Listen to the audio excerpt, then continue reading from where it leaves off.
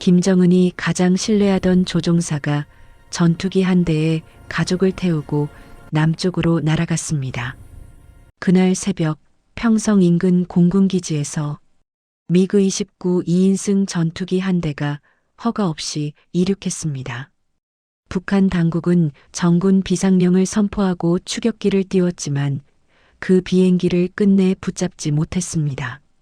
조종사의 이름은 박성민, 김정은 앞에서 4차례나 시범 비행을 했고 조국 통일상까지 받은 공군 대저였습니다. 왜 그는 체제가 보장한 자리와 계급을 버렸을까요? 무엇이 그를 가족을 태운 도망자로 만들었을까요? 그리고 어떻게 삼엄한 경비를 뚫고 2인승 전투기 조종석 뒤편에 아내와 7살 아들을 태울 수 있었을까요? 그가 들고 온 작은 USB 하나에는 김정은 전용기 비행 경로, 공군기지 배치도, 미사일 기지 좌표까지 북한 하늘의 비밀이 빼곡히 들어 있었습니다. 오늘은 그날 새벽 한 아버지가 조종관을 꺾어 조국을 등졌던 이유를 제 입으로 들려드리겠습니다. 이야기 시작 전에 구독과 좋아요 한 번씩 눌러주시면 큰 힘이 됩니다. 저는 평안북도 신의주에서 태어나 하늘을 날기 위해 살았던 사람입니다. 아버지는 공군 대령이셨고 어머니는 당 선전선동부 간부였습니다. 핵심 계층이라 불리는 북한에서 가장 안전한 울타리 안에서 자랐습니다. 공군대학에 수석으로 입학한 뒤 졸업과 동시에 서해방공사령부에 배치되었습니다. 미그 29를 처음 몰았을 때의 감격을 잊을 수 없습니다. 철의 새라 불리는 그 전투기와 함께한 시간이 4,120시간을 넘었습니다. 평양음악대학 성악과를 졸업한 은혜를 만난 것은 김일성 생일 기념 행사에서였습니다. 그녀의 맑은 목소리가 체육관을 가득 채웠을 때 저는 심장이 멈추는 줄 알았습니다. 1년 뒤 우리는 결혼했고 아들 준서가 태어났습니다. 저에게 첫 균열이 생긴 건 동료의 죽음 때문이었습니다. 김정은이 공군기지를 시찰하던 날이었습니다. 동기 김태영이 시범 비행 중 갑자기 복통으로 쓰러졌습니다. 단 30초의 비행 중단이었습니다. 하지만 김정은의 얼굴이 굳어졌고 그 자리에서 총살 명령이 떨어졌습니다. 나약한 놈은 필요 없다. 태영이는 그 자리에서 끌려갔습니다. 임신한 그의 아내까지 정치범 수용소로 보내졌습니다. 저는 그날 처음으로 손이 떨렸습니다. 비행복 주머니 속에서 주먹을 쥐었다 폈다를 반복했습니다. 그 후로 저는 더 완벽한 조종사가 되려 했습니다. 새벽 4시에 일어나 체력 단련을 했고 비행 매뉴얼을 외울 정도로 반복해서 읽었습니다. 김정은 앞에서 4번의 시범 비행을 성공시켰고 조국 통일상이라는 최고 영예까지 받았습니다. 하지만 마음 한구석의 균열은 계속 커져갔습니다. 태영이의 빈자리를 볼 때마다 그의 아이는 지금쯤 어떻게 살고 있을까 생각했습니다. 수용소에서 태어난 아이는 평생 죄인의 자식으로 살아야 합니다. 제 아들 준서를 볼 때마다 그 생각이 떠올랐습니다. 중국 방문 호위 비행 임무를 받았을 때였습니다. 김정은의 전용기를 호위하며 베이징까지 날아갔습니다. 그때 처음으로 다른 세상을 봤습니다. 중국 공군기지의 정비병들이 스마트폰으로 가족과 영상 통화하는 모습, 자유롭게 웃고 떠드는 모습이 낯설었습니다. 귀국 후 저는 작은 USB를 하나 준비했습니다. 처음엔 그저 기록이라고 생각했습니다. 하지만 시간이 갈수록 그것은 탈출의 열쇠가 되어갔습니다. 전용기 비행 경로, 공군기지 배치도, 미사일 기지 좌표를 하나씩 저장했습니다. 아내는 제 변화를 눈치챘습니다. 잠을 제대로 못 자는 날이 많아졌고 준서와 놀아줄 때도 멍하니 있곤 했습니다. 그러던 어느 날 밤 아내가 조용히 물었습니다. 당신 무슨 생각하는 거예요? 저는 대답하지 못했습니다. 아직은 때가 아니라고 생각했습니다. 하지만 운명은 제게 선택의 시간을 강요했습니다. 그것은 아들 준서의 병이었습니다. 처음엔 단순한 감기라고 생각했습니다. 하지만 사흘째 되는 날, 아이의 숨소리가 쇠파이프에서 나는 소리처럼 변했습니다. 폐렴이었습니다. 평성 제1병원 응급실로 달려갔습니다. 의사는 청진기를 댄 뒤 고개를 저었습니다. 항생제가 필요하다고 했습니다. 하지만 병원에는 항생제가 없었습니다. 이미 2년째 의약품 배급이 끊긴 상태였습니다. 동무는 공군 대좌 아닙니까? 특별 배급이 있을 텐데요. 의사의 말이 비수처럼 박혔습니다. 특별 배급이라는 것도 텅 비어 있었습니다. 김정은의 시범 비행을 하는 조종사의 아들도 약 한 알 구할 수 없는 나라였습니다. 그날 밤 저는 처음으로 암시장을 찾았습니다. 평성역 뒤편 골목, 불빛 하나 없는 곳에서 중국산 항생제를 샀습니다. 가격은 제 월급의 석 달치였습니다. 조국 통일상 메달을 받은 사람이 불법 거래를 하고 있다는 것이 비참했습니다. 항생제를 먹인 뒤 준서의 상태는 호전되었습니다. 하지만 의사는 경고했습니다. 아이의 폐가 약해져서 언제든 재발할 수 있다고 했습니다. 깨끗한 공기와 영양가 있는 음식이 필요하다고 했습니다. 북한에서는 불가능한 처방이었습니다. 그 무렵 저는 이상한 임무를 하나 받았습니다. 공군 참모부에서 특수물자를 중국 국경으로 운송하라는 명령이었습니다.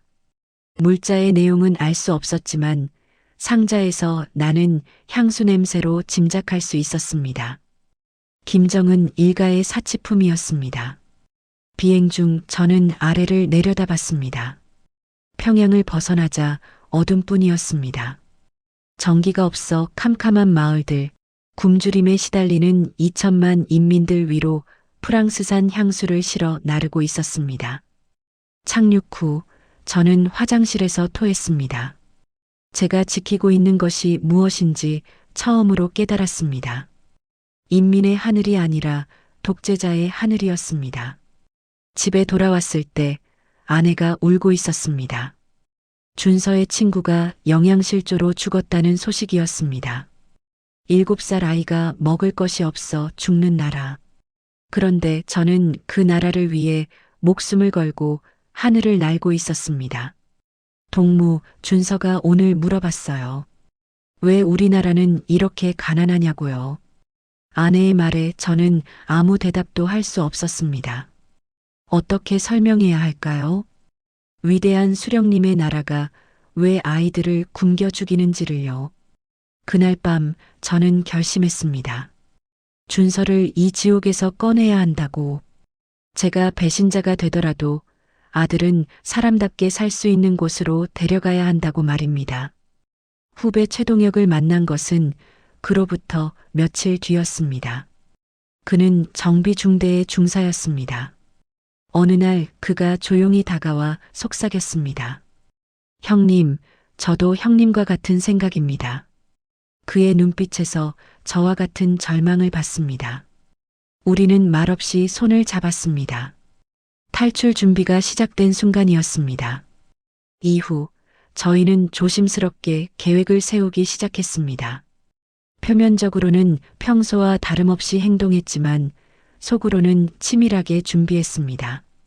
가장 큰 문제는 기회였습니다. 전투기를 마음대로 탈 수는 없었습니다. 모든 비행은 사전 승인이 필요했고 연료 주입량까지 철저히 감시받았습니다. 하지만 한 가지 예외가 있었습니다.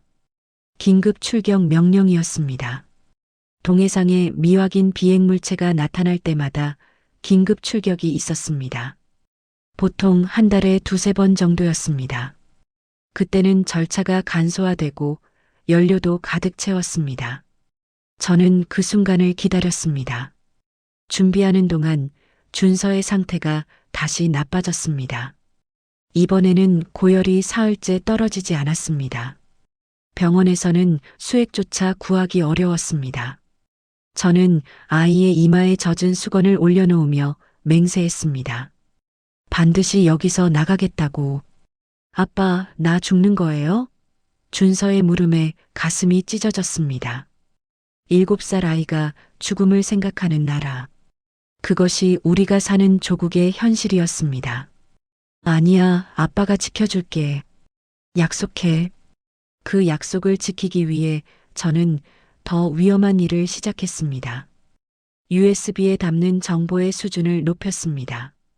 김정은 전용기의 비상 착륙 지점, 핵미사일 기지의 정확한 좌표, 공군 레이더망의 사각지대까지 기록했습니다. 어느 날 보이부 요원이 저를 찾아왔습니다. 심장이 멎는 듯 했습니다. 하지만 그는 다른 용건이었습니다. 김정은의 새로운 시범 비행 계획이었습니다. 저는 평정심을 유지하며 대화를 나눴습니다. 박 대장은 우리 공군의 자랑이요.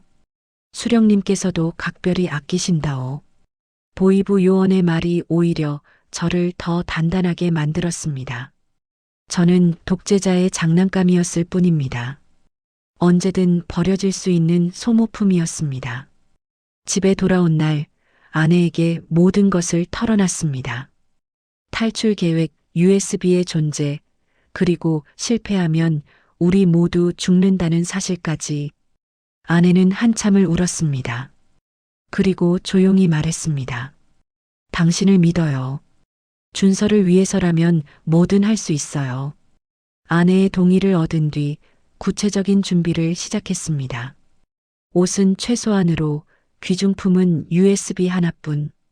준서에게는 비밀로 했습니다. 아이가 무심코 한 말이 우리를 모두 죽일 수 있었기 때문입니다. 동혁은 정비 일정을 조작했습니다. 2인승 훈련기 한 대를 항상 대기 상태로 만들었습니다. 연료 게이지도 조작해서 실제보다 적게 표시되도록 했습니다. 발각되면 즉시 총살이었지만 그는 두려워하지 않았습니다. 저도 딸이 있습니다. 형님의 마음을 압니다. 마침내 기회가 왔습니다. 동해상 미확인 비행물체 출현. 긴급 출격 명령이 떨어졌습니다. 새벽 5시 저는 아내와 준서를 깨웠습니다. 지금 나가야 해. 조용히 빠르게. 아내는 준비한 대로 움직였습니다. 준서는 잠이 덜 깬 채 제 팔에 안겼습니다. 현관을 나서면서 뒤를 돌아봤습니다. 다시는 돌아오지 못할 집이었습니다. 군용차는 이미 대기하고 있었습니다. 운전석에는 동혁이 앉아 있었습니다. 그의 표정은 단단했지만 손은 미세하게 떨리고 있었습니다. 형님, 준비됐습니다. 기지로 가는 길은 15분이었지만 마치 몇 시간처럼 느껴졌습니다. 준서는 제 품에서 다시 잠들었습니다. 아이의 체온이 전해질 때마다 제 결심은 더욱 굳어졌습니다. 검문소가 나타났습니다. 첫 번째 관문이었습니다. 동혁이 미리 준비한 서류를 내밀었습니다. 긴급 출격 명령서였습니다. 보초는 졸린 눈으로 서류를 확인하고는 차단기를 올렸습니다. 가족이 왜 함께 있습니까?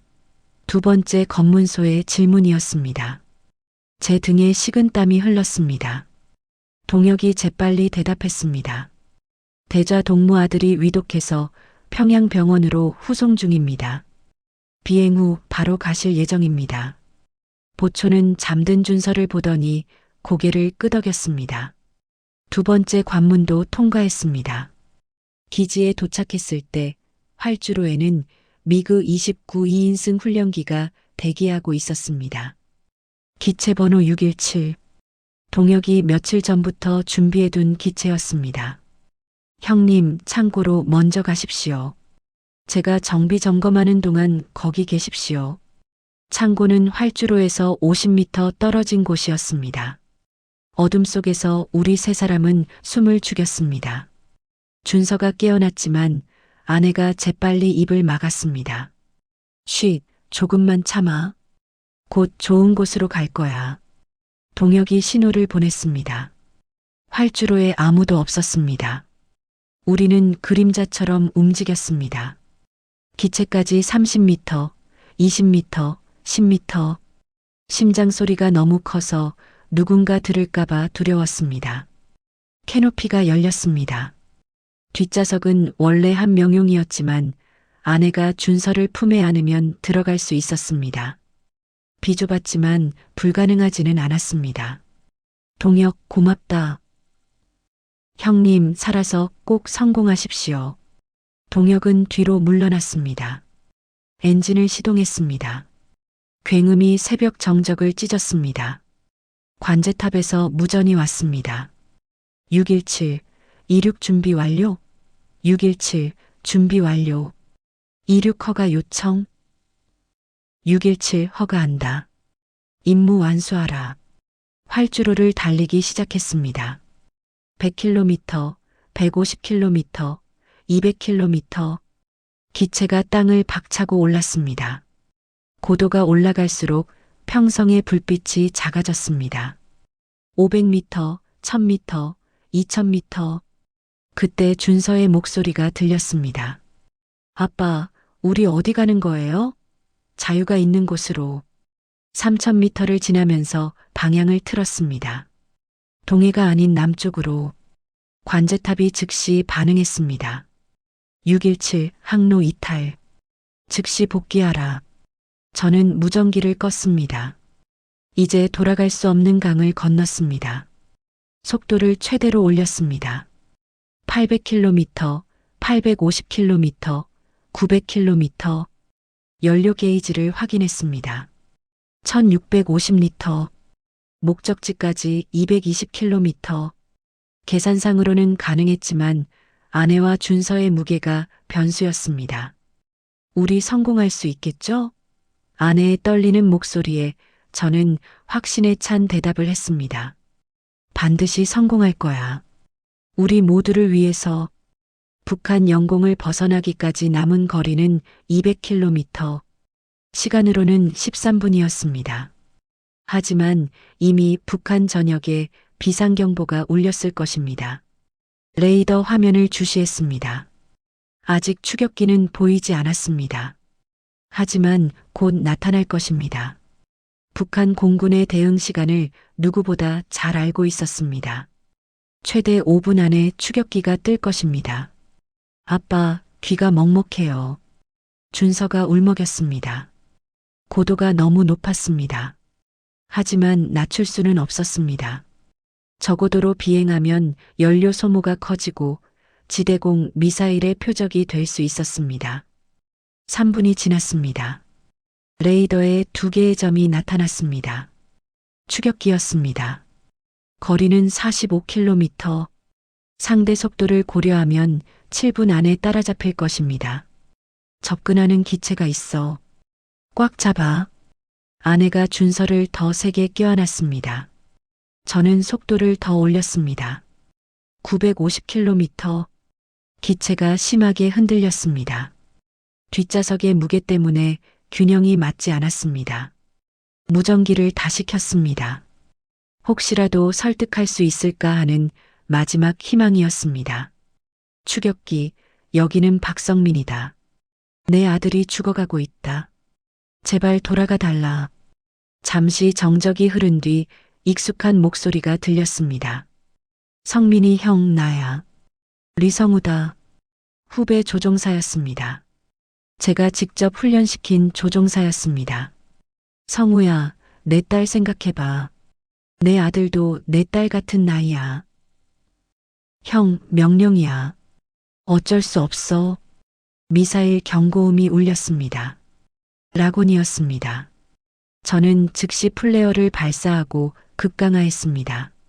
7000m, 6000m, 5000m. 미사일은 플레어를 쫓아갔습니다. 아빠, 준서의 비명이 들렸습니다. 급강하로 인한 중력 가속도 때문이었습니다. 아이가 의식을 잃을 수도 있었습니다. 저는 기체를 수평으로 돌렸습니다. 연료를 확인했습니다. 1200리터. 예상보다 빨리 소모되고 있었습니다. 남은 거리는 150km. 계산이 맞지 않았습니다. 두 번째 미사일 경고음. 이번에는 PR 플레어가 부족했습니다. 저는 구름 속으로 기체를 몰았습니다. 시야가 사라졌지만 미사일도 목표를 잃을 것입니다. 형, 돌아와. 아직 늦지 않았어. 성우야, 나는 내 아들을 살리고 싶을 뿐이야. 긴 침묵이 흐른 뒤 성우의 목소리가 다시 들렸습니다. 형, 미사일이 빗나갔다고 보고할게. 행운을 빈다. 믿을 수 없었습니다.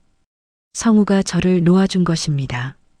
하지만 안심할 수는 없었습니다. 곧 다른 추격기가 올 것입니다. 구름을 빠져나왔을 때 눈앞에 바다가 펼쳐졌습니다. 동해였습니다.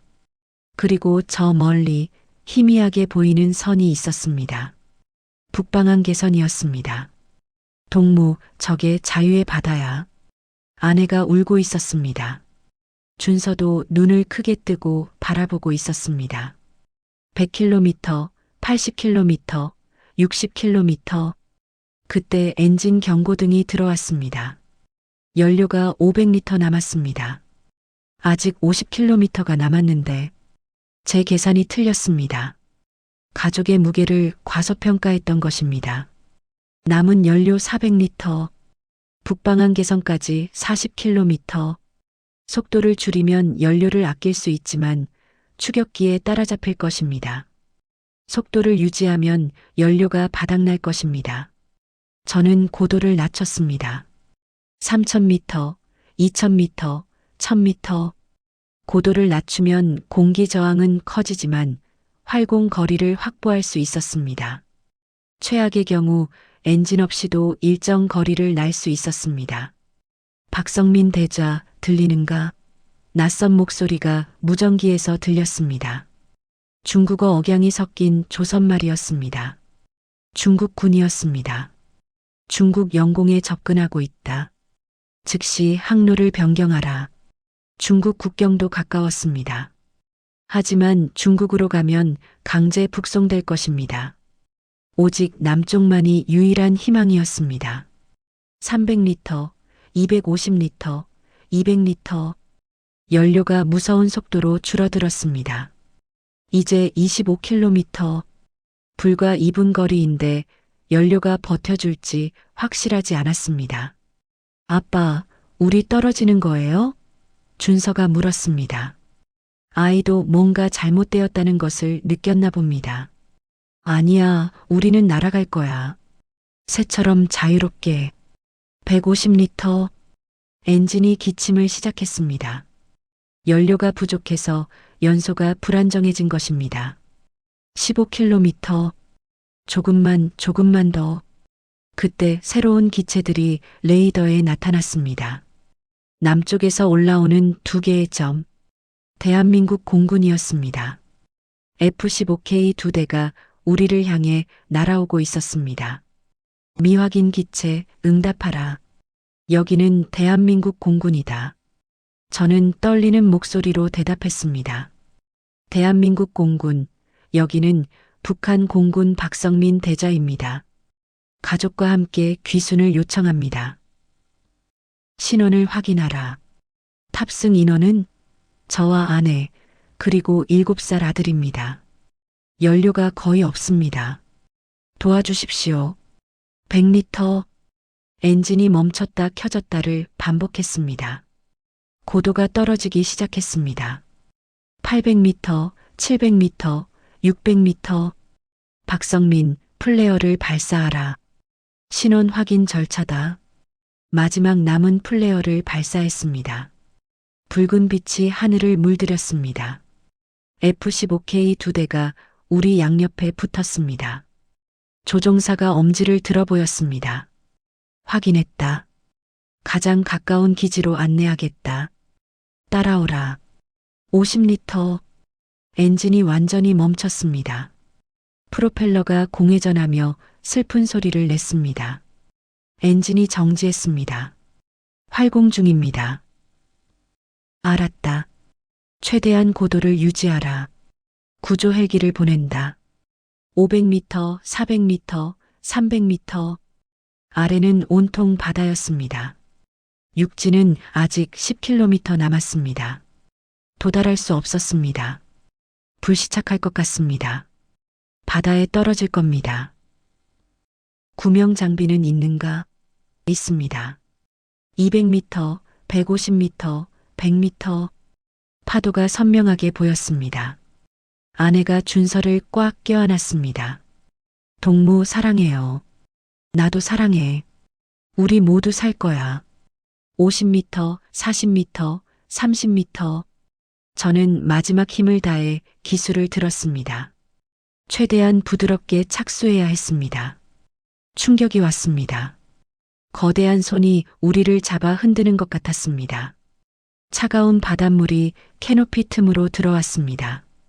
충격이 지나간 뒤 기체는 천천히 가라앉기 시작했습니다.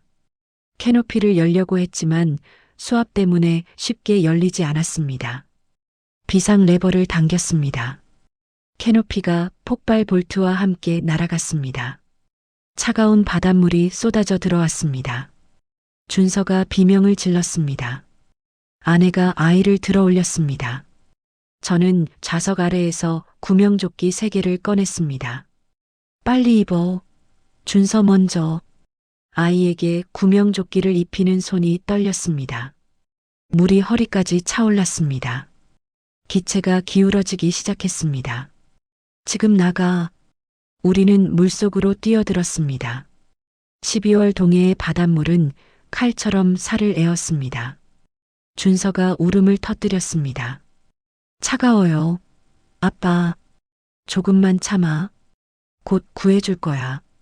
기체는 완전히 가라앉았습니다. 우리 3사람만 파도 위에 떠 있었습니다. F-15K가 우리 위를 낮게 선회했습니다. 조종사가 계속 우리를 지켜보고 있었습니다. 5분이 지났을까? 10분이 지났을까? 시간 감각이 사라졌습니다. 준서의 입술이 파랗게 변했습니다. 아내도 의식이 흐릿해지는 것 같았습니다. 그때 헬리콥터 소리가 들렸습니다. 하늘에서 내려오는 천사의 날개 소리 같았습니다. 대한민국 해군 구조 헬기였습니다. 구조대원이 줄을 타고 내려왔습니다. 먼저 준서를 들어 올렸습니다. 다음은 아내, 마지막이 저였습니다. 헬기 안으로 올라왔을 때 따뜻한 담요가 우리를 감쌌습니다. 모두 무사합니까? 의료진이 대기하고 있습니다. 구조대원의 말이 귀에 들어오지 않았습니다. 우리는 서로를 끌어안고 울었습니다. 살았다는 안도감, 자유를 얻었다는 감격이 눈물이 되어 흘렀습니다. 헬기는 강릉 공군기지로 향했습니다. 창밖으로 보이는 육지, 불빛이 가득한 도시가 낯설고도 아름다웠습니다. 북한에서는 볼 수 없었던 풍경이었습니다. 아빠, 저 불빛이 다 뭐예요? 자유의 불빛이야. 이제 우리도 저기서 살 거야. 기지에 도착했을 때 의료진이 기다리고 있었습니다. 준서부터 검사를 받았습니다. 다행히 저체온증 외에는 큰 이상이 없었습니다. 다음 날 정보 당국자들이 찾아왔습니다. 저는 USB를 건넸습니다. 17년간 복무하며 수집한 북한 군사 기밀이었습니다. 이것이 다입니까? 네, 제가 아는 모든 것입니다. 그들은 USB를 조심스럽게 받아들었습니다. 그리고 물었습니다. 왜 귀순하셨습니까? 저는 잠든 준서를 바라보며 대답했습니다. 아들이 사람답게 살 수 있는 곳을 찾았을 뿐입니다. 일주일 후 우리는 서울로 이송되었습니다. 하나원이라는 곳에서 새로운 삶을 준비하기 시작했습니다. 대한민국 국민이 되는 교육이었습니다. 처음 보는 것들이 너무 많았습니다. 신용카드, 인터넷, 스마트폰. 준서는 특히 유튜브에 빠졌습니다. 만화를 실컷 볼 수 있다는 것이 아이에게는 천국이었나 봅니다. 아빠, 여기는 왜 이렇게 밝아요? 준서의 질문에 저는 웃으며 답했습니다. 자유가 있으면 모든 것이 밝아진단다. 하나원에서의 석 달이 지나고 우리는 서울의 작은 아파트에 입주했습니다. 정부에서 제공한 임대 아파트였지만 우리에게는 궁전 같았습니다. 따뜻한 물이 나오고 스위치만 누르면 불이 켜졌습니다. 준서는 초등학교에 입학했습니다. 처음에는 말투가 달라 어려움이 있었지만 아이들은 금세 친구가 되었습니다. 한 달 만에 준서는 남한 억양을 완벽하게 구사했습니다. 아빠, 오늘 친구들이랑 PC방 가도 돼요? 북한에서는 상상도 못했던 일상이었습니다. 아이가 친구들과 자유롭게 놀 수 있다는 것. 그것만으로도 목숨을 건 탈출의 가치가 있었습니다. 저는 항공 관련 회사에 취직했습니다. 비록 전투기는 아니지만 여전히 비행기와 함께할 수 있어 감사했습니다. 월급을 받던 날 저는 처음으로 준서에게 용돈을 주었습니다. 아빠, 이게 진짜 내 돈이야? 그래, 내가 원하는 대로 쓸 수 있어. 아이의 눈이 반짝였습니다. 자유의 의미를 조금씩 알아가는 모습이었습니다. 아내는 음악학원에서 피아노를 가르치기 시작했습니다. 북한에서는 당을 위한 노래만 불렀지만 이제는 아이들에게 꿈을 가르칠 수 있었습니다. 어느 날 뉴스에서 북한 소식이 나왔습니다. 또 다른 탈북자가 목숨을 걸고 국경을 넘었다는 내용이었습니다. 저는 가슴이 아팠습니다. 우리는 운이 좋았지만 아직도 그곳에는 2천만 명이 갇혀 있었습니다. 동무, 우리가 할 수 있는 게 없을까요? 아내의 말에 저는 결심했습니다. 우리의 이야기를 세상에 알리기로, 북한의 현실을 그리고 자유의 소중함을 전하기로 했습니다. 첫 강연은 떨렸습니다. 하지만 청중들의 눈빛을 보며 용기를 얻었습니다. 제 이야기가 누군가에게는 희망이 될 수 있다는 것을 알았습니다. 준서가 중학생이 되던 해 아이가 제게 물었습니다. 아빠, 북한 친구들은 아직도 그렇게 살아요? 응, 아직도 그래. 그럼 우리가 도와줄 수 있어요? 아이의 질문에 저는 가슴이 뭉클했습니다. 자유 속에서 자란 아이가 타인의 고통을 생각할 줄 아는 사람이 되었습니다. 이제 탈북한 지 3년이 지났습니다. 우리는 완전히 정착했습니다. 준서는 과학자가 되고 싶다고 합니다. 아내는 작은 음악 학원을 열었습니다. 저는 여전히 하늘과 함께 일합니다. 가끔 악몽을 꿉니다. 다시 북한으로 끌려가는 꿈. 하지만 눈을 뜨면 따뜻한 집, 사랑하는 가족이 있습니다. 그것이 현실이라는 것에 매일 감사합니다.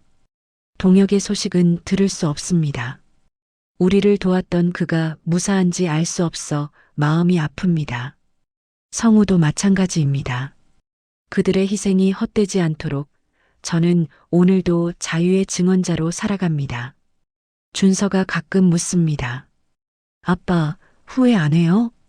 저는 언제나 같은 대답을 합니다. 단 한 번도 후회한 적 없다. 너를 자유인으로 키울 수 있어서. 우리의 탈출은 끝이 아니라 시작이었습니다. 진짜 삶의 시작, 자유로운 인간으로서의 시작이었습니다. 그리고 이 이야기가 아직도 어둠 속에 있는 누군가에게 희망의 빛이 되기를 바랍니다. 제시도 댓